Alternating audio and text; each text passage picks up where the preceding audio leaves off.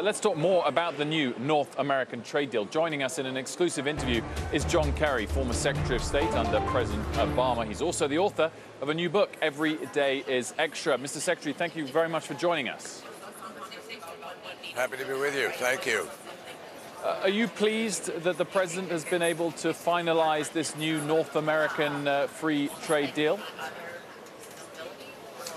Well, I think it's positive that they reached an agreement. I think we were headed towards a potential problem with Canada, obviously not joining in. I'm glad that's out of the way, number one. Number two, it's obviously positive that we're going to be able to avoid another round of tariffs and automobiles get whacked and we go back and forth the way people were talking about.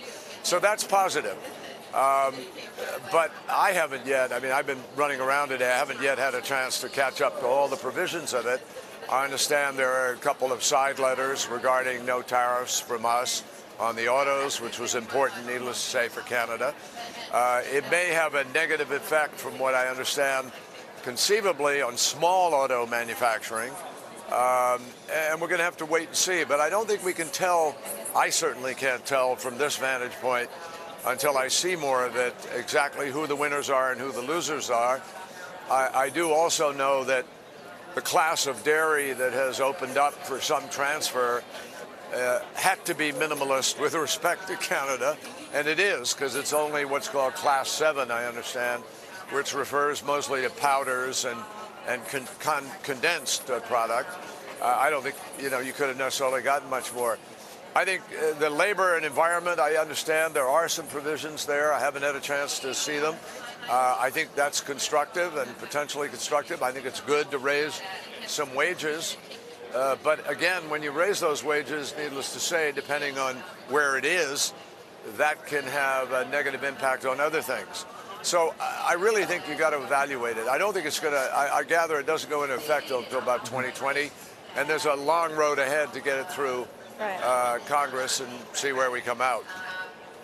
In the speech in the Rose Garden today, Secretary Kerry, President Trump said, without tariffs, we wouldn't be talking about a deal, just for those babies out there that talk about tariffs. Clearly defending his widely criticized strategy of sort of putting a gun to your head type of negotiations. Do you think this is evidence that the president's strategies, tariffs, tough talk, work?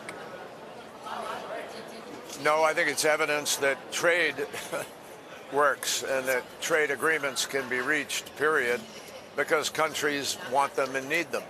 95% of the customers in the world are outside of the United States, so we need them too. And certainly we arrived at trade agreements in every administration, Republican and Democrat, until now. But I give them credit. It's better to get an agreement. And, I think, though, there were ways to get an agreement that may not have done quite so much damage at the same time and created some of the dislocations that we're still going to have to live with for a while. When you consider the level of friendship with countries like Canada, clearly people can be more critical of the tough negotiation stance. However, when it comes to a country like China, is the tough stance more justified? And do you think it's going to lead to an eventual deal with China as well? Well, there's no question that a tough stance is required with China and is merited. Absolutely no question at all. The Chinese practices on technology, on market access, currency, have been damaging to all of our businesses and to our economic relationship. I do think, though, that the president's tariff scheme has not necessarily had the same impact with respect to President Xi and the Chinese. My sense is that they do not react well to bludgeoning. It will probably take them a lot longer, and they're also in a bigger driver's seat than Canada or Mexico because of the size of their economy. They're currently spending $1 trillion a year on the One Belt, One Road initiative. They're spending $500 billion in the countries that touch on the road in order to build laboratories and research centers. They're building ports from Djibouti all the way back east to Sri Lanka and Myanmar and 3 or 4 other places. So I don't think the Chinese are going to move quite as quickly personally, but it's absolutely merited to be tough. I would have preferred that we bring the Europeans and other markets along with us in the effort to be tough, because I think we'll have a better outcome. And you are starting to hear some administration officials saying the whole world agrees with us on this, and it seems like they're trying to build a little bit of a consensus, even though we've got our own trade deals to negotiate with other and more countries. power, if they, correct. And if they can do that, I think it'll be beneficial. We all want to be successful in working out a better relationship with China. Well, I just wanted to ask you what your expectations were as to how long this is going to take to play out. I mean, Jack Ma of Alibaba is talking decades. I'm not sure. I mean, clearly, I think the expectation on Wall Street is that this extends beyond the midterm elections. But do you have any sense of what's going to happen between the U.S. and China? No, I don't think anybody does. You obviously have the North Korea situation somewhat tied up to that, and then you have some other issues besides that. Cyber is a critical issue. You have the president's comments in New York about Chinese involvement in the U.S. election process. That is another point of contention. So, and I'm not fully briefed on that. I do not have enough information to be able to comment on where that is. But it clearly is going to be part of any discussion going forward. We want the president to be successful because we want our country to be successful. And it is very important to work out these differences with China because they've cost American companies in the billions.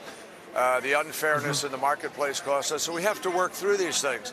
But how you work through things with the Chinese is critical. For instance, a subject that President Trump doesn't deal with is climate change. It's one where President Obama and our administration went into China, made an agreement with Chinese, and we brought them to the table for the very first time to be constructive in working on a way forward with respect to global emissions and climate. That was beneficial, but it came about not by bludgeoning them. It came about by pursuing very careful talks over some period of time. And I think I think you've got to really think through how you get there. We all agree with the goal. We all agree with the problem. The question is, what is the best way to get the Chinese to join in a constructive way forward? Mr. Secretary, I wanted to ask about Iran. I mean, clearly this is an issue, a geopolitical issue, where you have disagreed loud and clear with the president in terms of the actions he's taken. But I guess we've just seen with Mexico and Canada how by taking a tough stance, he has improved the terms of an existing deal that the U.S. have with those countries. Do you think that's possible with Iran, or do you maintain that his actions as it relates to the JCPOA are a mistake? Well, the dynamic in Iran is completely different from anything relating to the dynamic in Canada and Mexico and the use of tariffs. It was exceedingly difficult for Ayatollah Khamenei to allow negotiations with the United States because of the Iran regime's attitude about the United States. And I'm speaking most specifically about the hardliners, the IRGC, the Republican Guard, and others did not want the negotiations to take place with us. They wanted to pursue a nuclear weapon.